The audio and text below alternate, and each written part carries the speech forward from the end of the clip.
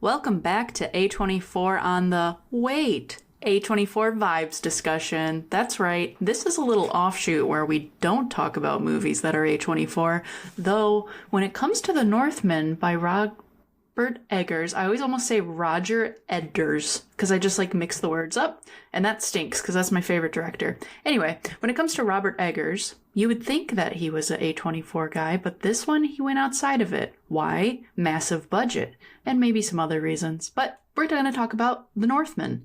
In The Northman, Eggers cranks up the scale and intensity from his previous two films, delivering a brutal tale of revenge, destiny, and North mythology that drips with his signature historical accuracy.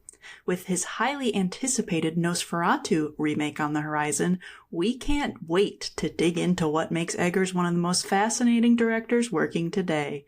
So grab a drink, something strong to match the Viking overtones, and join us as we dive deep into the blood-soaked legend of Amleth and Eggers' relentless pursuit of cinematic perfection. For this discussion, if you haven't caught it by now, it's the one female voice on the podcast. It's me, Kelly. And I'm drinking, I know I just told you guys to all have something kind of strong, but I'm just having kombucha tonight because I want a happy gut. I mean, kombucha's plenty strong. I don't know what you're talking about. Yeah, depending on who you are, this could also be, some people take a sip of kombucha and it looks like they just took a shot of tequila. So whichever is your fancy. So, Eric, you're here too. Want to say hi and tell me what you're drinking? Hello, I am drinking some Norwegian water called Voss. It's kind of widely available now, but comes straight from the fjords, and water sommeliers enjoy it, so why not? Kevin, what are you drinking? And I follow an influencer. I sent you YouTube videos. Understand. It's all right. Just because you have a bad taste for water doesn't mean everybody does. I guess so. I really do feel like I don't understand the complexities of H2O, we my could boy. do a blind test, and I would put Dasani next to Aquafina next to fucking No way. tap water. Dasani's like the lowest of the low. I don't Guys, you have understand to the hate educate for me. I just Dasani don't because understand. it tastes like bottled water. All bottled water Dasani tastes the same comes to me, I'm from just saying. the Atlanta river, the river that goes through Atlanta. The can of Liquid Everyone Death does that. water Liquid is my Death is favorite just straight up water spring water, product. so that makes sense. Quite delicious. Tastes better. As a I kid, love there was Liquid a Death. artisanal spring near my house that we could go and just get straight up well water. Man, we have really sidetracked. Yeah, Good evening, world. It's definitely. Kevin K. Konachek, and I'm not drinking artisanal water. Well, I guess there's probably some in this. I'm drinking Jack Daniels tonight, although I'm combining it with something I've never ever done before on this podcast, and that's Coca-Cola. Yeah, that's right. I had Culver's for dinner, as a good Wisconsinite often does, and I asked for root beer. They didn't have root beer, so they had a Coke. And now I have leftover Coke, so I put Jack Daniels in it because, here we are. So, guys, Jack Daniels and Coke. I mean, Dasani's owned by cup, Coke, everybody. so In a Culver's you just cup. poured Yeah. it into the cup. Straight up into the Culver's cup. yeah, it's basically How Dasani. Wisconsin. Basically Dasani. Cole, how about you? Hey, it's Cole William Gibson, resident Alaskan.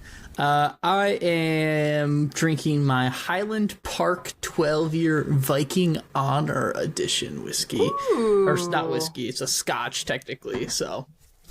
Yeah, so I've had this bottle for a little while now. It is not an expensive bottle, but I saw the Viking Honor and I picked it up. And they spell it with a U, like in Old English times. Let's go. So, yeah, it's a good one. Solid bottle choice. What kind of flavor notes are we working with here? It's not like a super strong scotch. I would say it's a very mild, pretty low key scotch, very drinkable. I think it's a very approachable style of scotch to most people because it doesn't have the extreme peaty smokiness that I think a lot of people get turned off. I were Scottish probably wouldn't Vikings. say it's very Viking, but yeah. The Vikings just took branded over a as lot of such. land everywhere. There was Scottish Vikings. That's just like there was Russian Vikings that we see in this film. Hell yeah. True. Speaking Next, of the we're going to film, review Vinland, the anime. I was thinking about that, honestly.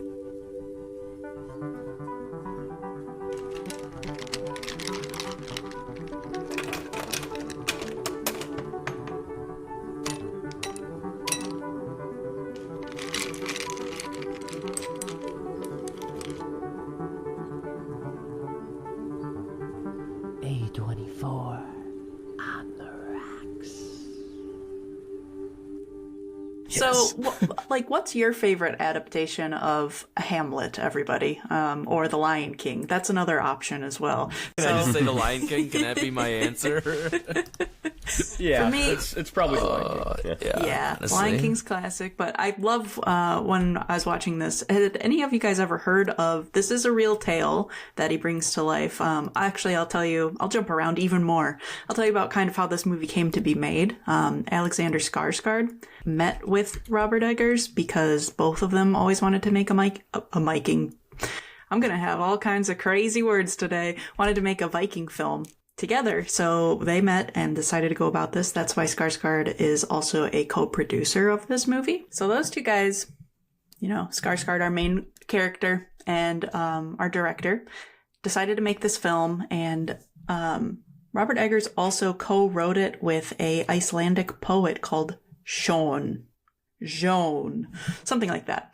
But he obviously went deep into the historical accuracy, as he always does. And there's a lot of Icelandic influence as well as a cameo from Bjorn, which I think is pretty thrilling. I know Eric and I have both seen this movie before. I know myself, I'm a massive Eggers fan, and I also love Vikings and Norse mythology.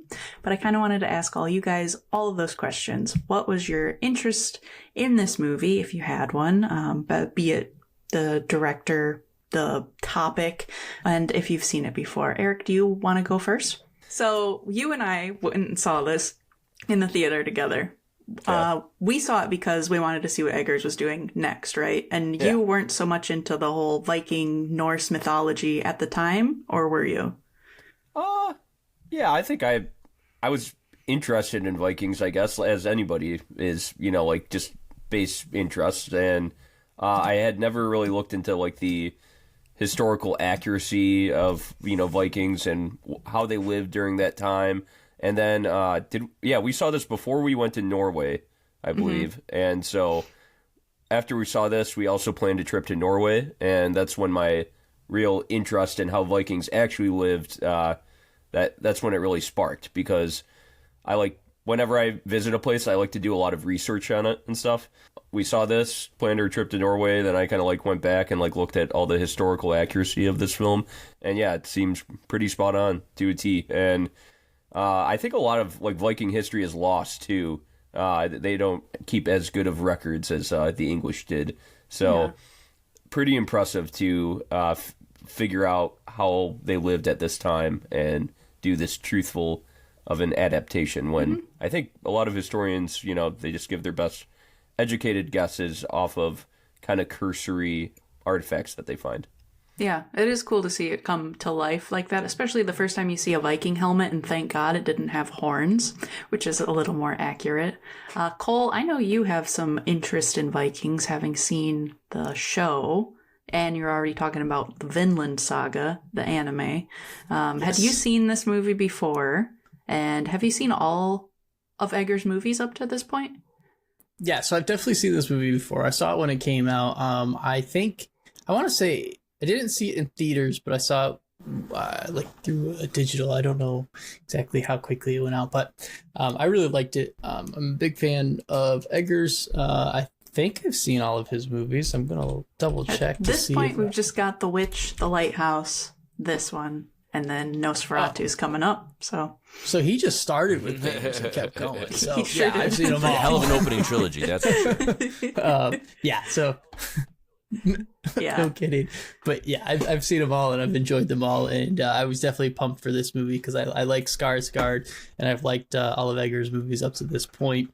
And I've always been interested in the Viking lore and history and things like that. And I think not too surprising to most people that know me, but my family's all pretty much descendant from there. From they moved to Canada in the 1800s. So, and my frogs are named after they're Freya and Mimir. So I'm a little bit of a stand for the Nordic culture, you might Maybe say. Just a smooch here and there. Can't go too hard nowadays, or it could mean something else. But amazing, Oh yeah, there's just so much good Viking media out there. But yeah, big fan of the movie, TV shows, animes, all that stuff. I'll eat it up. Nice. Never been though. You guys got one up on me on there though. True, and if I have it my way, we'll go everywhere over there. Well, I'm waiting for the invite, so next time you guys go, just let me hitch a ride. Deal. All right, Kevin, are you coming with us? Oh, I'm there. Okay, I good. may not be very familiar, but I'm coming along. My interest is piqued, put it that way. Familiar with the Northman because I remember the trailers. I remember the crazy-looking Valkyrie from that, dream sequence that was plastered all over the posters, and I remember being like, "That's a fucking insane movie. Probably never gonna watch that," and moved on. Mostly because, before this podcast, I didn't care that much about movies. I really didn't. If it wasn't a date, or if it wasn't, I'll be honest with you, a Marvel film, because I had watched a whole bunch from up until that point, I wasn't going. I didn't want to spend the money. I think popcorn is an overrated price gouge, and I'd rather wait for it to come out at home and be comfortable. And it's only recently that I have gotten out of that. So this movie came and went, like many others, throughout of all of this A24 stuff. I know this is not one of them, but it definitely falls into the same general category for me as something that was aware of, but didn't honestly consider whatsoever. But a couple weeks ago, when we were talking about episode suggestions for winter months, and I'm not sure who came up with the Northman, I immediately went, "Oh shit, I love movies now. Let's watch that." It was really that simple. And I sat down last night and watched it with my wife, and it was fucking awesome. And it was a great experience, and I enjoyed every second. And I can't believe I didn't give it the time of day when it came out for the very first time. So no familiarity with it. I am familiar a little bit with the culture of Vikings in general, right? But not any stretch of the imagination. I'm familiar with what Valhalla is and a Valkyrie, Thor, and things like that. But Valhalla's that's a map in Halo 3. That's true. Yeah, that's a thing. It's also the Assassin's Creed Viking story version. That's true. Right. Yeah. Which is good. I have God of War Ragnarok. I think I've got maybe a couple hours logged in it though. So I'm missing out. I know. Go buddy. So that's my story, and I'm sticking to it. Very well. And for you at this point too, because in our ordinary podcast where we're going through chronological A24 movies, you've seen The Witch. We haven't gotten to The Lighthouse yet, so you're going to watch it. You know how hard it was to try to watch reviews of this, and everybody tried to give me spoilers or commentary on The Lighthouse. I'm like, God damn it, stop it. You watched reviews of this before you saw the movie? No, watching reviews of The Northman. The Northman, yeah. Right, people refer to after. The Lighthouse. Okay. I thought you watched a review often. before. No. You watched the Just movie. saying the reference to Edgar's previous works and how it somehow they are related, even though they're not. Gotcha. I was just, no major spoilers, but I'm getting a better idea of what The Lighthouse is about, as opposed to before, where I knew it was a black and white movie with Willem Dafoe and Robert Pattinson. Now I have a little bit more of an idea that it's a little bit more. Which is no fault of anybody other than it's just the reality, but not all black and white either. Yeah. Okay, well, good. Then more spoilers. Thanks, Eric. Wow. God damn You it. can literally look at the poster of the movie and notice it's not in black and white. You can literally look it up on the internet. I should probably just watch out. it before we review it, ahead of time. I know we're getting close, aren't we? Kind of close. It'll sneak The up Lighthouse? on us, but Okay, wait. You're. I thought you were talking about the Northman. Was all in black and white. I'm like, did you watch the movie? What, Eric? Where are we right now? just a little We're jet right lag. here. Just a little jet I lag. am talking about The Lighthouse. I assume is in all black and white. Yeah, it is. Thank you. Yeah. My point still spoilers. stands. He doesn't need to know that. I already do. All right, back on the rails. But I love The Witch, so you Yeah. know, this makes sense for me. Anya Taylor-Joy. And speaking of, we get to see, even in this not A24 movie, a return of some of our favorites, including Anya Taylor-Joy, Ethan Hawke, Willem Dafoe. They all are back, and they are joined by previously mentioned Alexander Skarsgård and Nicole Kidman, who are having a little reunion in this movie after being in, what was that show you liked, Eric, where they played a married couple? Alexander Skarsgård and Nicole Kidman. Oh, Big Little Lies. That's right. So this was like their reunion. So what a class of actors put together for this movie. I wanted to ask you guys, this isn't like the first scene. I don't know if I'm really going to go chronological through the movie. I'm just going to kind of pick here and there, and we'll discuss some different scenes and everything. But the first time that you see Alexander Skarsgård adult, like grown up, rowing through Viking style on a river, Cole, what did you think of the transformation of him as an actor, and how your kind of first impression seeing him compared to how you've seen him in other media? Yeah, so I feel like normally he's very well kept, very clean. In this one, it's just like he's just very grizzled, long hair, long beard, like very unkempt, but just very animalistic, kind of like brutal looking. Just seems angry and annoyed, and just filled with mostly just anger and not much else going on. And that's kind of leads into, more like further in as they make their way to like the village and stuff. But as they're rowing, and you have like all of these men that are just like kind of desensitized to like murder. They just kill that kid and his dad who are fishing as they're trying to get out of the way. They just shoot him, and they all kind of laugh, and then just like, nope, back to work. Just keep rowing, buddy, and then move on. So I thought it was a pretty cool transition, and definitely set up kind of his character's thoughts for like that kind of flash forward and where he's been, which is pretty much just kind of a singular goal of get stronger and filled with hate and anger and kind of release it out onto the world uncontrollably. Mm-hmm. Yep.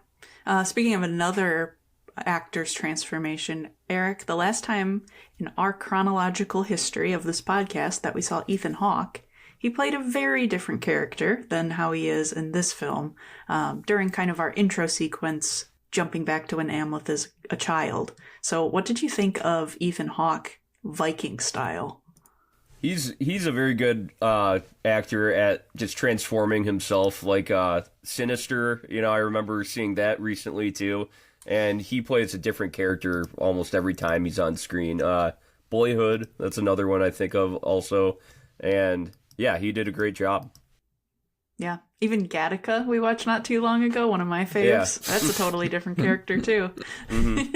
He doesn't seem the type, if you look at him, that he would pull off a Viking king the way that he does, but he pulls it off. He can play anything. Yeah. And Kevin, where is a king without his queen? What did you think of Nicole Kidman's performance early on in this film? I guess throughout it as well, but also that hair though. Yeah. It's a little, I guess if I had to pick anybody, Nicole Kidman's kind of the odd one out for me out of everybody. I don't know what it was. It's the plastic surgery. I'm not gonna lie. Yeah, right. So it was very, and it's interesting you say that, Eric, because it was very clear they didn't use any makeup in this film, right? So it was one of those true natural approaches, and she really didn't look natural at all. Like it kind of looked scary and plasticky and odd. Her performance is great. I mean, she's a wonderful actress. Like, there's nothing wrong about Nicole Kidman whatsoever, and she's got plenty of accolades and done wonderful things throughout her career. It wasn't really any super wonderful thing. She definitely was not my most favorite out of all of the parts, I guess, right? So you've got to pick somebody that is going to be your not so favorite. I also think that they did a great job of setting her character up in the sense, like, the swerve for me was a big swerve. Like, I was caught completely off guard by that. Like, I honestly believed that she was, there against her will and all of those other things, let alone being the mastermind of the whole plot. So I guess I'll give her that kind of credit, because I went from 0 to 100 on hating her character very quickly. And I think that's important, right? As an actress, you have to be able to explain your big monologue. You have one shot at getting it right, and she had to completely explain everything in a matter of 2 or 3 minutes. And you could even see the confusion and switch on Amleth's face. Somebody can call him Omelet. Let's call him Omelet the whole time. Omelet. I can call him Omelet. See, his confusion in his face was kind of like the same thing, like, oh shit, like this is happening, and like the way you're processing it in real time, which was pretty wild. So, again, nothing against Nicole Kidman in general. Fantastic actress. It just, and for me, her role in this was a little bit forgettable, especially compared to some of the ridiculous tour de forces that were put forth by Skarsgård and the brother, and those roles. Yeah, I can understand that. And there's, of course, Anya Taylor-Joy's performance as well. Anya Taylor-Joy. Yeah, yeah, jeez. Yep. Right. Who could forget her? Jeez, according to me, apparently. But we'll talk more about her. I wanted to kind of touch on, I always consider kind of the setting, the scene, and everything is kind of a character in its own. And Eric, I wanted to ask you, when it came to this movie, we have massive sweeping landscapes. We have intense battle scenes that are long shots. Did the scale and like grandeur of way that this movie's shot, does it enhance the story, or do you feel like it starts to overshadow the characters and plot?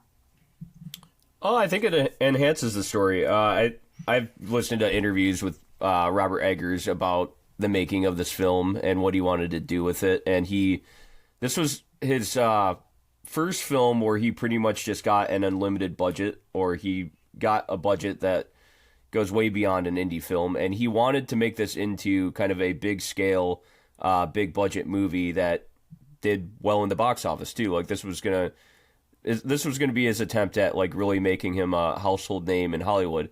Unfortunately, it didn't do very well in the box office, but I do think that this film needed the big landscape shots. It needed all of the sound that was in this, and it needed that kind of a bigger tone to it rather than just an indie film. Because I feel like if this was shot just as an indie film, then I don't think they would have gotten the tone of this time right, you know?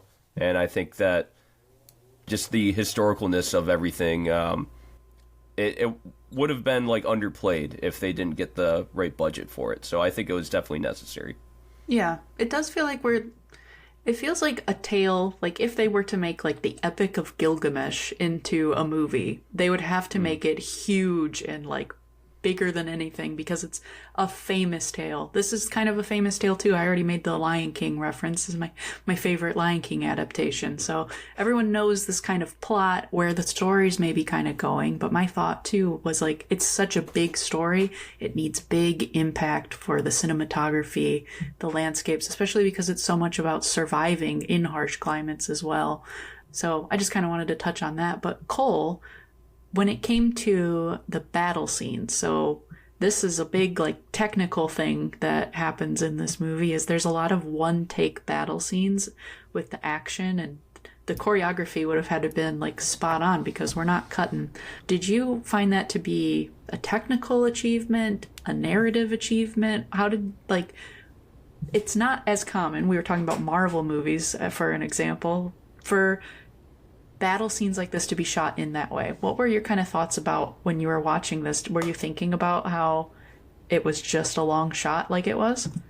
Yeah, so I think one of the, I guess, more like famous one shots of this film is the first village that they raid when he's part of these kind of berserker clan that raids a village to collect slaves to sell off.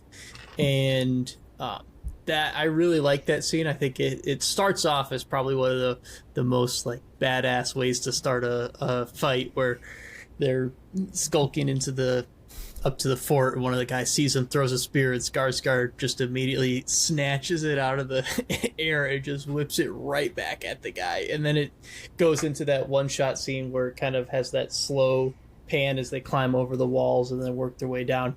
I really like that. I thought that was really, really cool and really well done.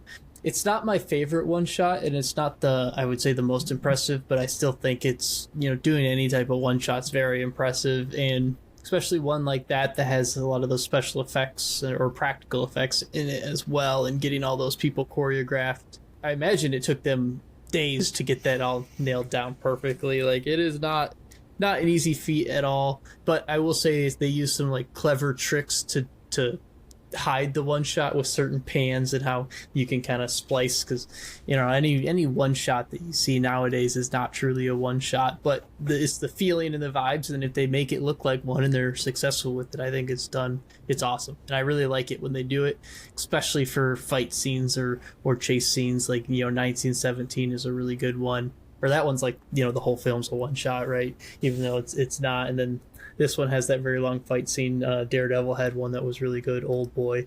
I always am a sucker for all of those, and that one was a lot of fun, and I think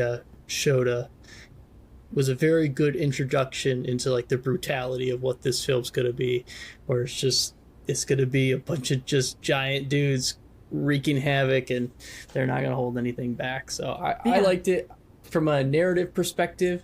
I think it it added to the moment and kind of let you feel how fast some of those battles can be.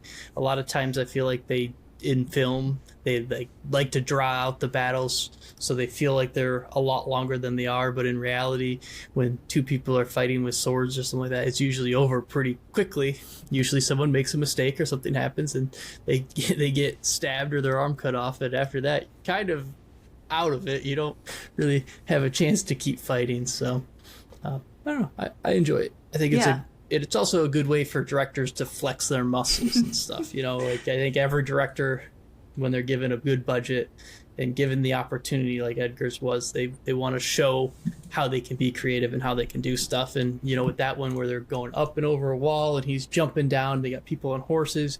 You look, this is the second time or third time I've watched this movie now, and you watch in the background, there's people fighting and doing choreo, stuff way in the background. While if you watch some of the other I think Star Wars is one that always comes to mind with the new Star Wars movies. Have you ever watched people in the background of those fights? There's a lot of people just like standing around like they're about to fight, but they're not really doing anything. Yes. While this one, I didn't notice it, at least. It seemed like everybody was fighting and doing something and had a plan. So. Yeah, everything. It is like a way to just kind of show off the skill, but I completely agree with you where like narratively, they feel like more like an unstoppable force when you watch them, how fast it goes from wall scale to straw roofs on fire. Like, I think it's just like amazing, and it's not the only time that it happens, but it reminds me more of how kind of like action movies, this is why I wanted to ask you this question too, was because like this is like how action in like the 80s was done more so, of just longer shots of get the whole entire crew, everyone knows their places, we'll take it all at once, instead of snip, snip, snip, snip, snip, like constant everything. So I thought that you would Born probably Identity appreciate brought to light the quick cut action fight scenes, and I hate those. They are disorienting and confusing, and I feel like a lot of times you don't even see what's happening in the fight. It's more of just like guy like lifts his hand and then another hard cut and he's punching and you're like, I don't know what's going on. So. Yeah, like the Sherlock Holmes effect too. The first time they did it, it was cool. Then everyone wanted to. It's nice to go back to our roots, and it was appropriate for this kind of historic piece. So not long after this first raid, we see a seeress, or Amleth witnesses one, who kind of puts him back onto his path of destiny, fate, or revenge, however you want to say it. She's played by Bjork. So Kevin, as the music guy, thoughts? Are you a Bjork fan? Did you know that this was coming? I did not know it was coming. I have heard of Bjork, right? She's the Icelandic singer. She's done a lot of cool work with big orchestras and pretty big epics and things. I wish there would have been some cool music, right? Maybe she can sing something there, right? But no, I thought it was a cool take. I like that. I always think it's fun when you get cool cameos from artists, especially, Icelandic or Nordic artists, right, in this circumstance, which kind of makes sense, right? She didn't need to be didn't need to have an artist to be well in this role, right? She needed a really just good, cool costume and some sweet lines and some awesome scenery and everything else, and she absolutely nailed it. But as far as we'll just transition into the music part of this because we're here. Man, how about some really awesome atmospheric stuff in this movie, right? Just giving you full-blown emotions where you couldn't watch the scene or imagine the scene without it, right? I'm trying to picture the raid scene where they're all getting hyped up to go to battle, howling at the moon and getting all, without some of that grinding back, synth music that's just real dark, gritty. Oh, it was just perfect. Just imagine any of those scenes without that soundtrack. It just doesn't work for me. So I think they did a really good job in general of the sound editing, just making sure that there was something to hold on to while digesting this world. And it was really without good. being like the stereotypical Viking kind of background music. Absolutely. Very simple, just banging on the drums, or not the drums, but on the shields, just kind of having that, or going around the fire in a small beat, things like that. It was just really cool, small, authentic touches. Like you could tell that was part of the real world. Like you were absolutely watching what should have been or could have been Viking, history, or what they were doing as far as, music and all of that. So great job. For sure. And the CRS isn't our first touch on the kind of Norse mythology and mysticism that is heavily laden throughout this movie. I wanted to ask you, Eric, when it comes to this blend between the realism, the mythology, were there any moments that really stood out to you that you kind of want to digest here for our ears to listen to? Moments that stood out, the Valkyrie moment was awesome. The Odin moment, that was also really cool. Just old man with the beard and the ravens everywhere. Even just like the little touches of, Nicole Kidman's character weaving the threads. Mm-hmm. I remember that from watching you play Assassin's Creed Valhalla too.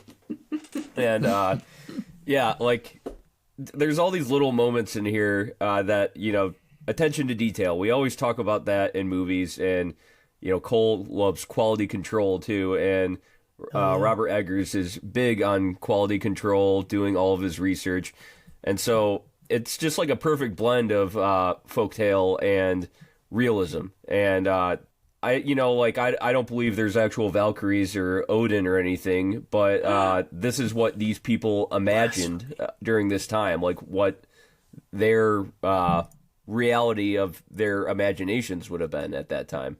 So I think that adding that in there, it doesn't go too far, like he still sticks true to realism at the same time as just kind of showing, hey, this is what these people believed in and what drove them to do so many of the things that they did, including raid entire villages. And at its core, they were trying to steal people's gold and sell people off to slavery and take resources.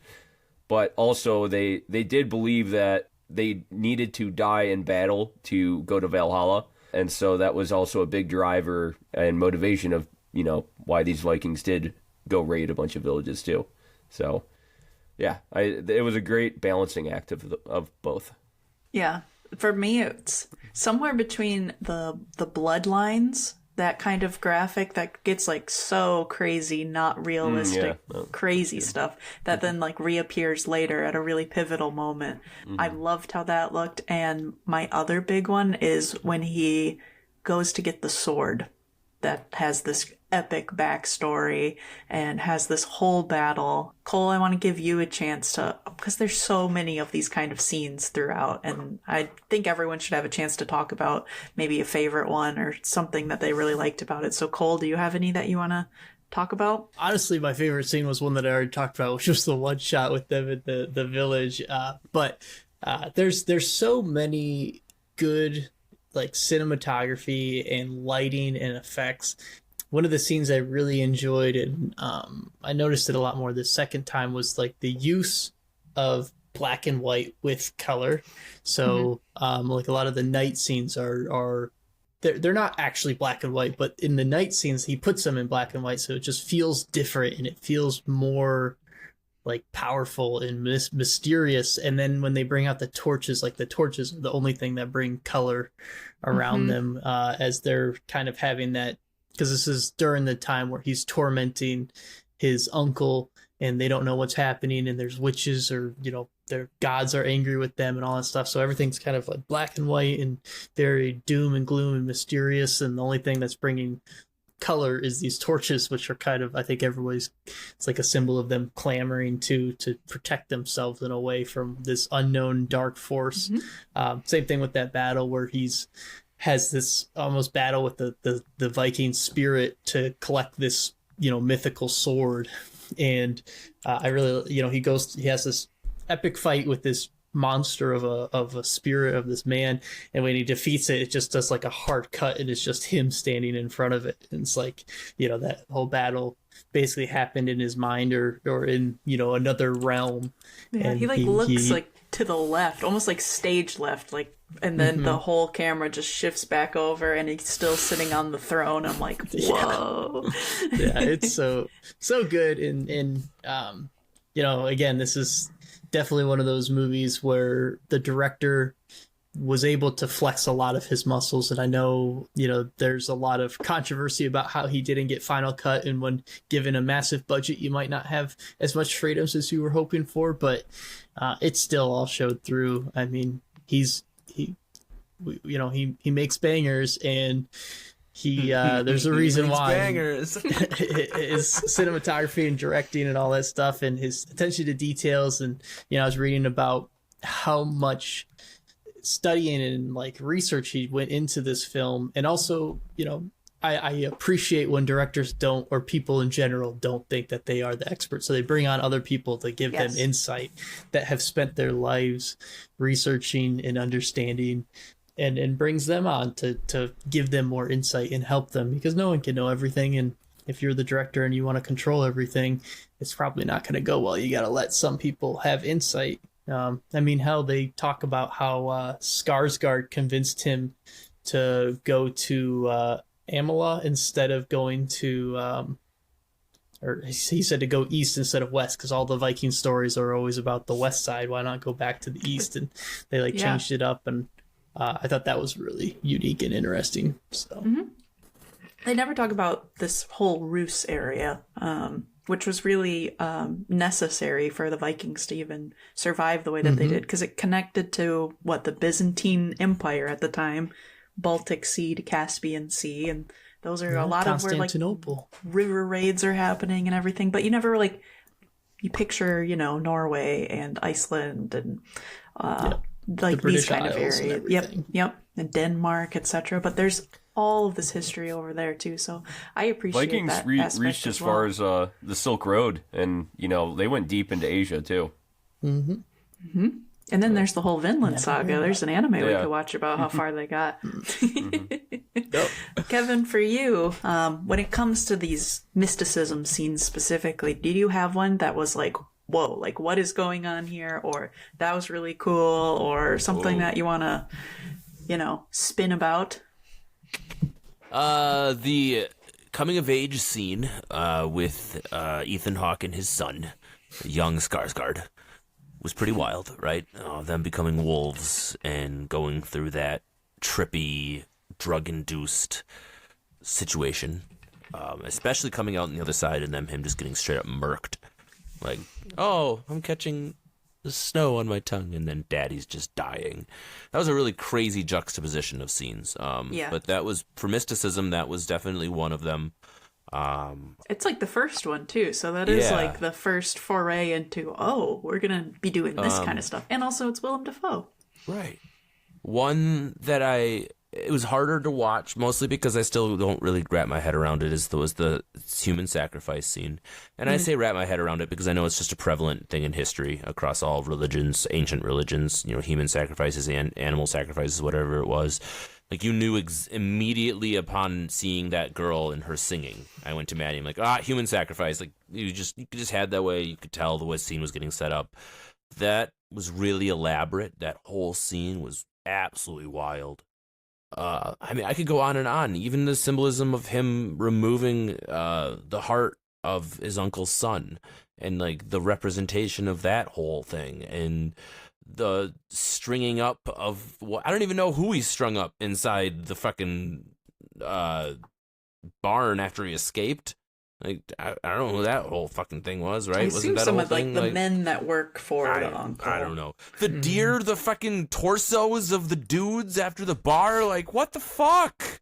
I loved it though. I really was. Every turn was a different thing, and it all felt like he had a reason for it.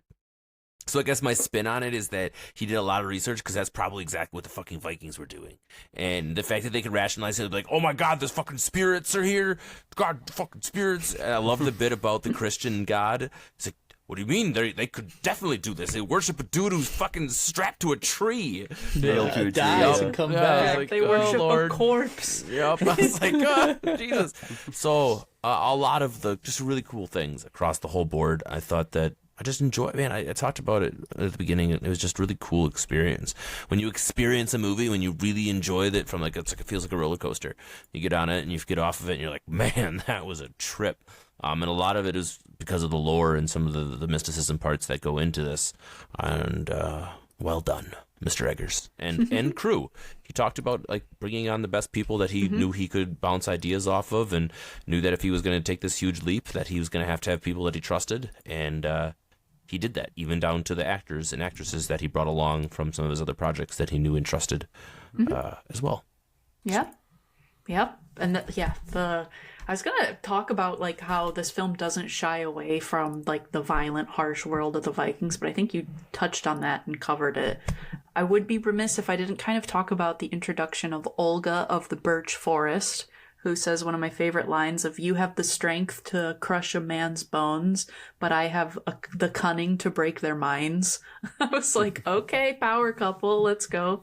Eric, you're a huge fan of Anya. I wanted to take this opportunity. We touched on the others because they're all here earlier in the film, but halfway through we come back to, the witch. This is what she's been up to the whole time. Now she popped up over here out of the Birch Forest. So what did you think of her performance, her character, and what it did for the story? I thought it was pretty cool that they chose to put a woman from, I believe she's of Slavic descent, into this film. And showing that, what Cole was saying, how there were, Vikings that went east and they went into Russia, and, her name's Olga, and she, of the Birch Forest, like she is somebody who, well, she knows how to find mushrooms that poison people and make them trip, and stab themselves in the throat repeatedly. Yeah, exactly. And he did his research on like Slavic people too, and just sort of their mysticism and how they were these foragers of like the northern forests, and like knew a lot about the land too. And that was so cool to like put into the film. And then also just this love story between them too. I think it's sort of also the crux of the film, because obviously Alexander Skarsgård, Amleth is a berserker and he's led by violence, and then he meets her and he imagines a life where he doesn't need to, complete his revenge quest, and he doesn't need to be this violent person. He can actually be calm and demure and mindful. And then it doesn't work out. But but like I think she was really like necessary to show the other side of, I think, what life could have been if he wasn't led by this vengeance and anger. Yeah, true. And I think she serves also as kind of like a member that represents, she's her own character, but in the way she's able to ask him questions in scenes about like, what's your next move? What are you doing next? That like makes us as the audience kind of feel more involved. So as that kind of vehicle, I think that she's useful as well.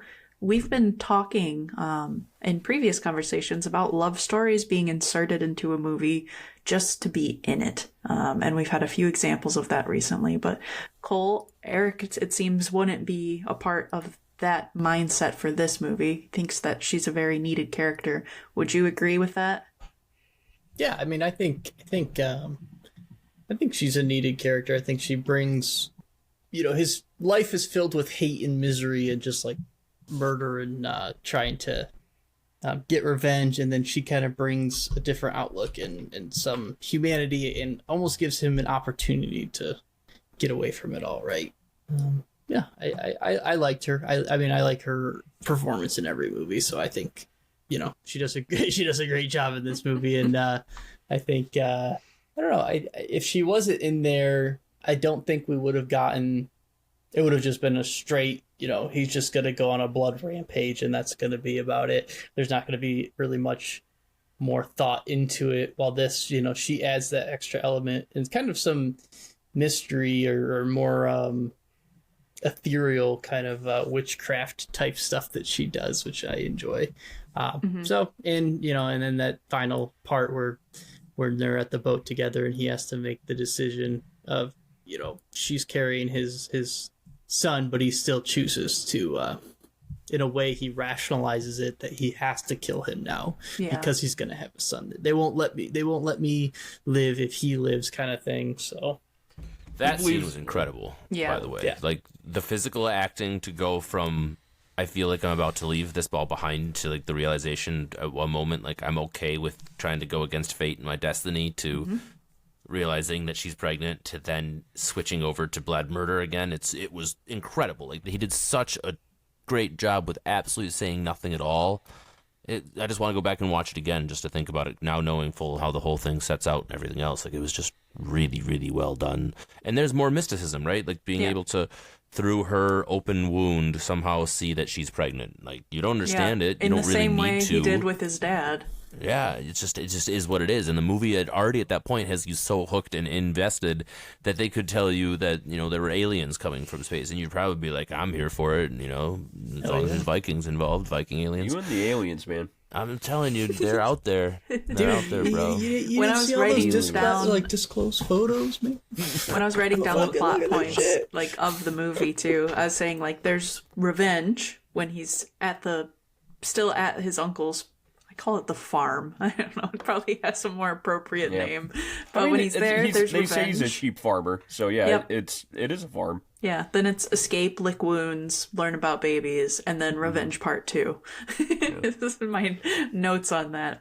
When revenge part 2 happens, Kevin, you talked about, what happens with mom, Nicole Kidman, in that. And that's a very, very impactful scene. Eric, during revenge part 2, when he comes back, did he go overboard? What do you think about the way that the story went at that point? I don't think he wanted to kill his mom or his little brother, half brother. I don't think that was an accident. I think he just really wanted to kill his uncle and, kill him near the volcano because that's what was told to him. I think he wanted to keep living too after he killed him, but then again, like, he killed his little brother like by accident, but also like in his head, I think he was also thinking, if I don't kill maybe this whole family, they're going to come after me, which is his whole reason for going back. And he was getting stabbed in the back. I mean, by a small man with a knife. Yeah, that exactly. little puppy, as Nicole Kidman calls her kids. Yeah. He's just a puppy. I think Eric's right, He comes 100%. He goes into the room looking for his uncle, not those two, and Nicole Kidman comes out with a sword and starts stabbing him, and the kid comes out and starts stabbing him. It's simple self-defense, and he's more remorseful, and he definitely doesn't want to do it, but he has to, and that's that. I mean, he talks about bringing the stepbrother with him, and he also talks about how he would never kill a woman. But I also think that does change when he finds out that he has an heir, and knowing that none of them are going to let his heir, or in his mind, none of them are going to let his heir be the true king if they are alive. Yeah. And so I think, and in the same way he would revenge his father, would this kid grow up to revenge him? Yep. Endless Hamlet.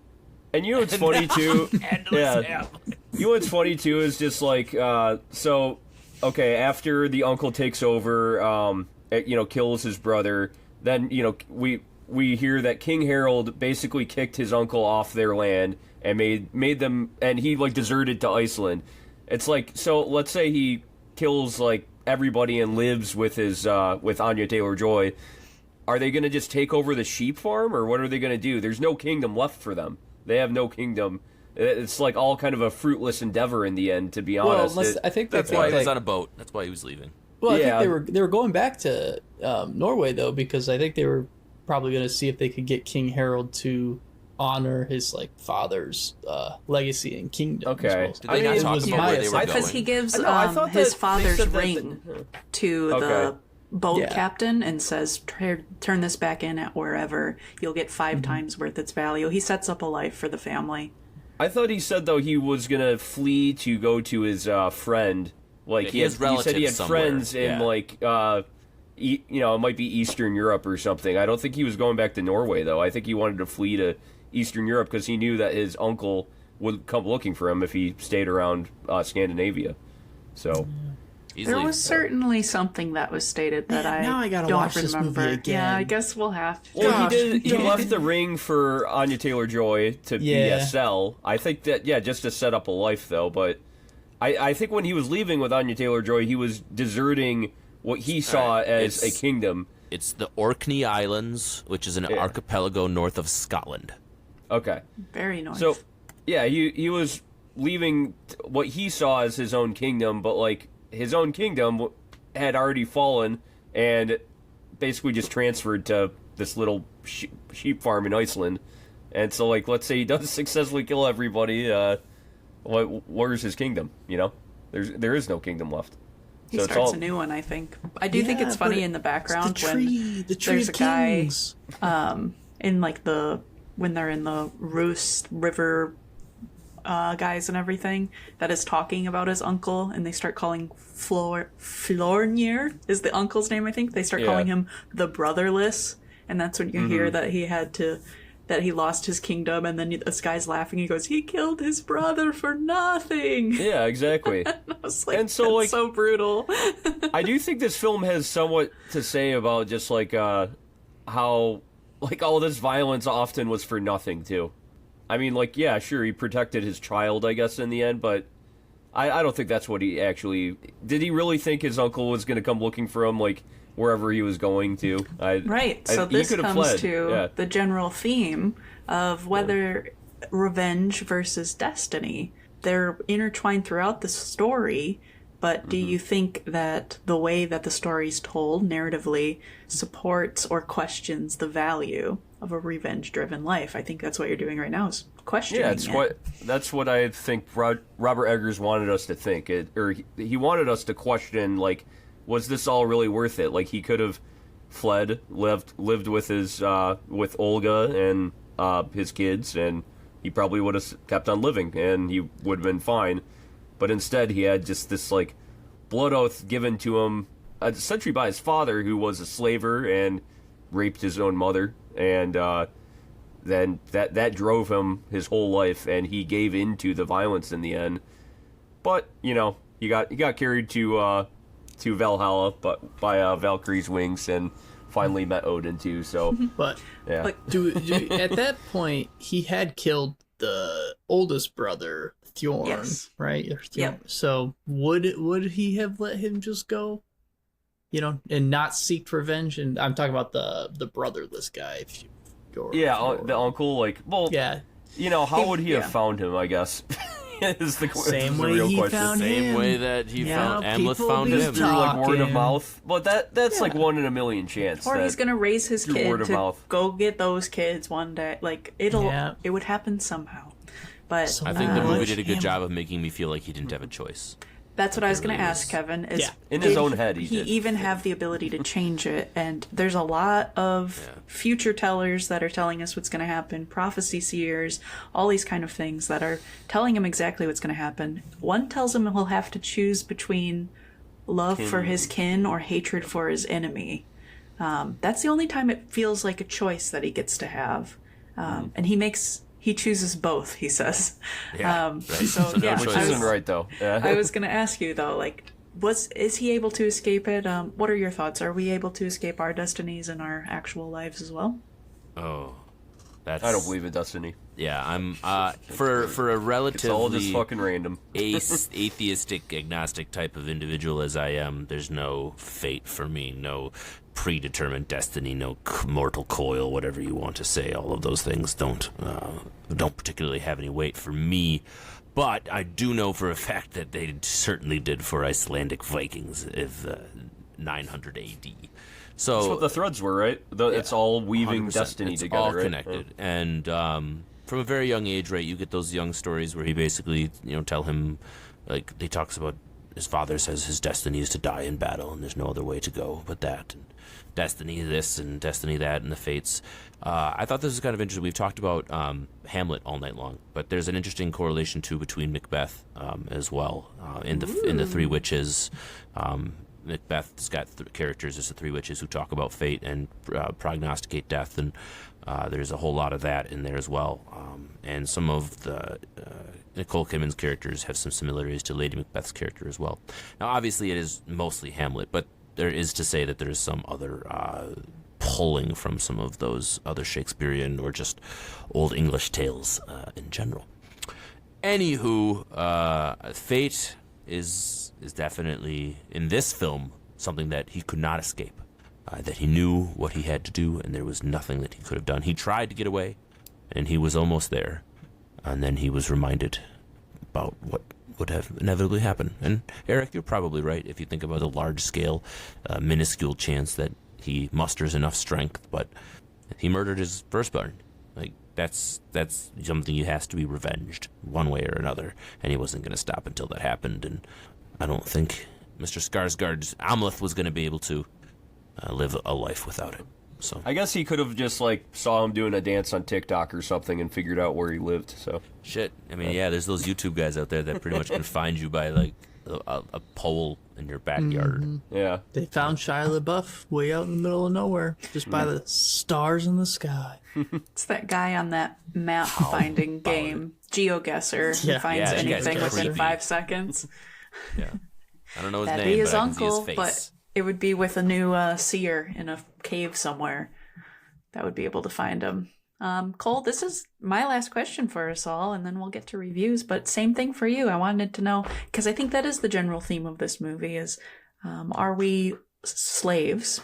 I mean, he plays one in the movie for a while. Slaves to this unchanging fate, or is there an ability for choice? Do you have to seek revenge? Can you find freedom? What is the theme of this movie? What does it all mean? Yeah, I think I think that destiny is more of a self-fulfilling prophecy typically than a real one. So like his destiny was, he was told it time and time again, and so that is kind of the pathway he carved for himself. I think if you told him something different, it may have happened. And again, Kevin kind of talked about it, like back then, like Viking culture and like understanding and everything like that. Like that is what's going to happen. So that's what they're going to lean into. You got to prepare yourself for that inevitability, and that's of course. And if you prepare for it and move towards it, that's probably high probability it's going to happen. I always kind of alluded to. There's like a really, I think Avatar: The Last Airbender has a really great one where there's like this fortune teller that tells a dude, you're gonna find the love of your life while you're wearing a pair of red shoes, and he's like, and I've been wearing them every day since. Yeah. And it's like, well, yeah, then it's of course it's gonna happen. It's just one of those fun. It's just that's the way I feel about it. If you feel like something's gonna happen and you're working your way towards it, that's kind of how things happen. It's not just gonna magically plop in your lap. So that's my kind of piece on destiny. It is what you make it, and a lot of times it's just self-fulfilling prophecies, and that's what he did. He knew what was going to happen or what was told of him, and every choice he made going down that pathway. Mm-hmm. He had opportunities to change, but in his mind he knew he couldn't. It was what had to happen, and it's what happened. Yeah. And revenge is one hell of a fire to send you on that path. It's best served cold, and it sure was cold. Anyways, I'm going to let you guys use the part of your review if there's anything more you wanted to discuss about the movie, just so I don't go way over time, because I could keep talking about it forever. But I'm going to jump into reviews time, and the way that this works, listeners, first time listening, hi, welcome. We rate these on a grade scale, A to F, E included, 24 at the end for A24 movies, and we even give Vibe movies that aren't an A24 movie an A24 to F24 rating as well, so they're all a part of the gang. Eric, I think I want you to review this movie first and give me your rating. Okay. So, out of Robert Eggers' 3 movies, I have to say this might be my least favorite, but he's still one of my favorite directors, so this still is a fantastic film for me. I think he actually said himself, like, this was his first big budget film that he did, and he didn't exactly know how to do big budget films yet, and he said he watched it and he saw some things that he wished he could correct, and if he could do, he is doing a big budget film now. He said that this whole film was just a learning experience for him on how to shoot big budget films. And I do think you see that a little bit. There's a lot of attention to detail, of course, a lot of quality control, but maybe a reason why this film, wasn't as successful with mainstream audiences is because I feel like maybe he could have executed it a little bit better, just the whole big budget aspect of the film. So I guess, also all these, big name actors too. I'm not sure it actually serves the film well, like to have this many big name actors. Like we already talked about Nicole Kidman.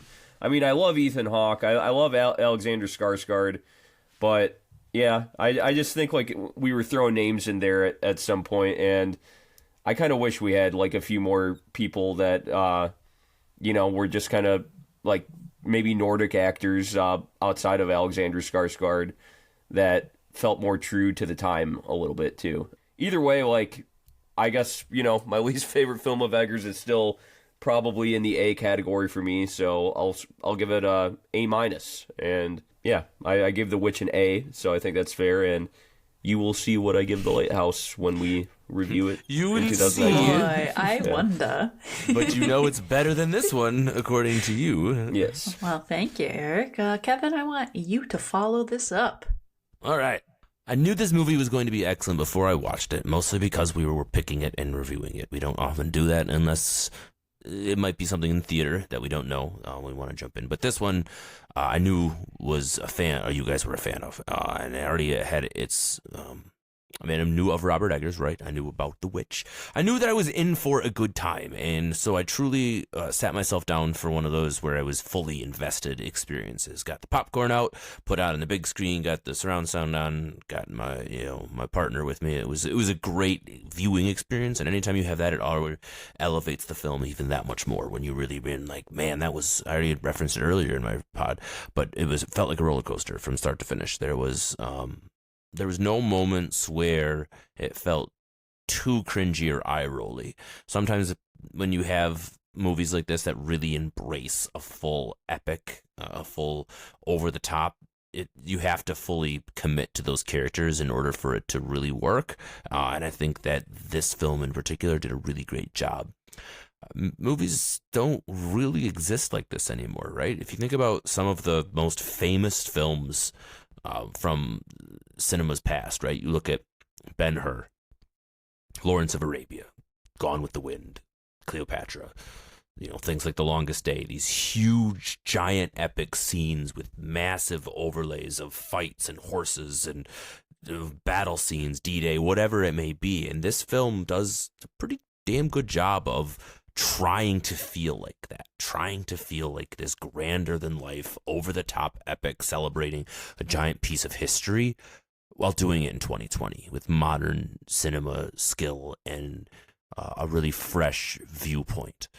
I think that why this movie is so interesting is because we've all heard of Vikings. We've all heard of this story. A lot of us have heard of Hamlet. A lot of us have seen the tale as old as time of the son and revenge and all of that. But this was a fresh take, and it subverted your expectations almost immediately.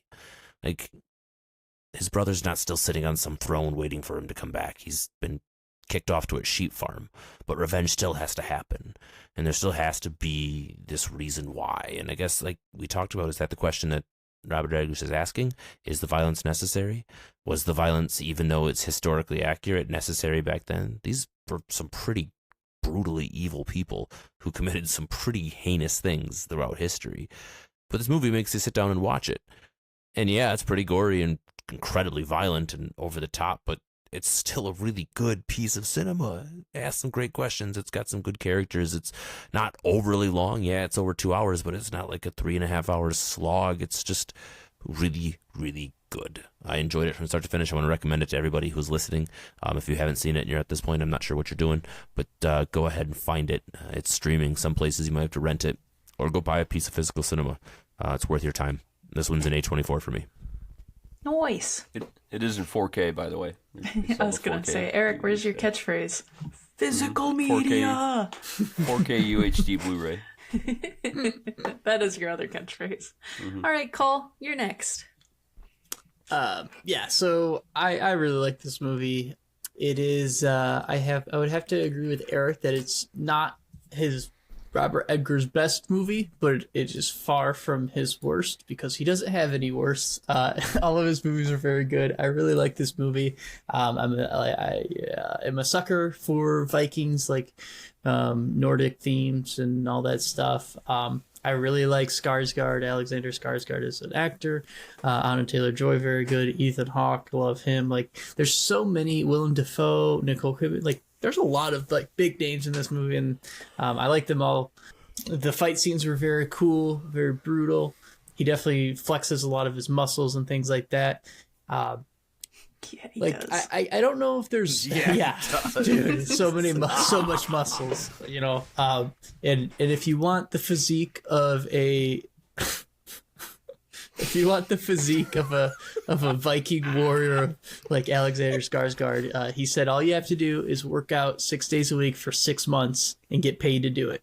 That easy, folks. So I'm going to be quitting my day job and just becoming a full-time Viking for the next 6 months. Me? Start a GoFundMe. But no, I really like this movie. There is something that I feel like is like missing, and I every time I watch it, I feel like there's just something that I don't know, like it just feels like there's something that I'm wanting from this movie that I can't quite put my finger on, that it's not quite scratching the itch as much as I wanted it to. And the fact that I can't put it on it makes me even more annoyed. But, I love this movie. I think everyone should watch it. I think it's a very good movie. I don't think it's an A+ 24. And, I had this as an A- 24. I think it deserves to be in the A category, but I just don't know. There's something that I'm just missing. Maybe it's more scale, and that's what Edgar's is talking about. Is it's his first epic movie and epic scale. Like, the ending fight scene was very good, but it's also can be a little dark, and you miss some of those details. But I also understand the color palette that he was working with and things. So maybe that's it. But And he has to have natural lighting, so... Yeah, I'm very excited for his next movie. I'm excited for every one of his movies, but yeah, It's all good, but A- 24 for me. Very good. Lastly for me, I think I touched on, like, most everything. I will say Edgar's favorite director, and I've already told this story before, but when Eric and I were first dating, we watched The Witch together. And like Kevin was alluding to earlier, he wasn't a movie person.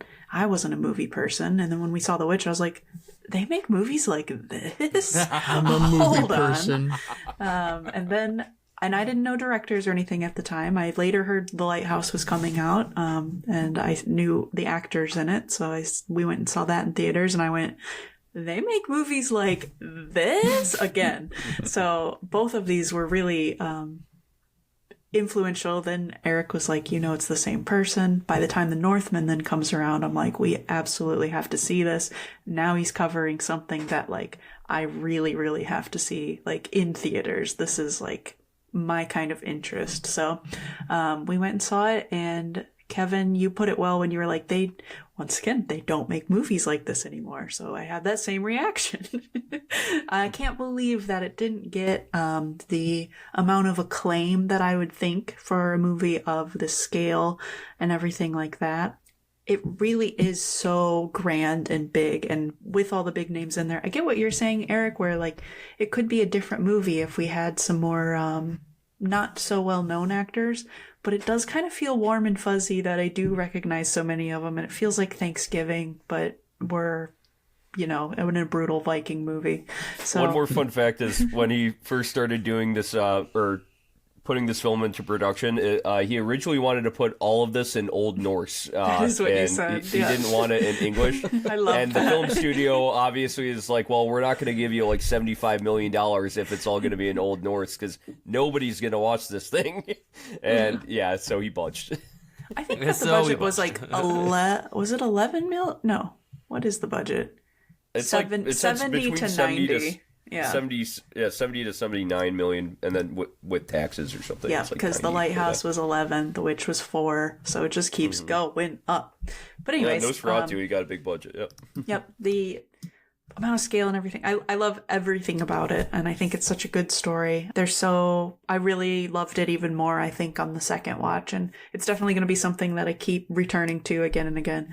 I also think that it might be my favorite of all of his movies so far, just because of how big and grand it is. I like the smaller kind of set movies that we have before, but to take that historical accuracy to cover so much ground, and it is a longer film, but doesn't feel that way because it's so immersive and it just grabs you and holds you there because the scenes are so long and put you in the movie.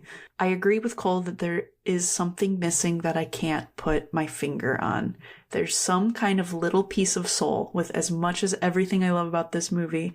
There's something that just doesn't quite grab me in the way that I want it to, and I don't know what is missing. And maybe that does have to do with something being left on the cutting room floor when it came to editing or final cut or something.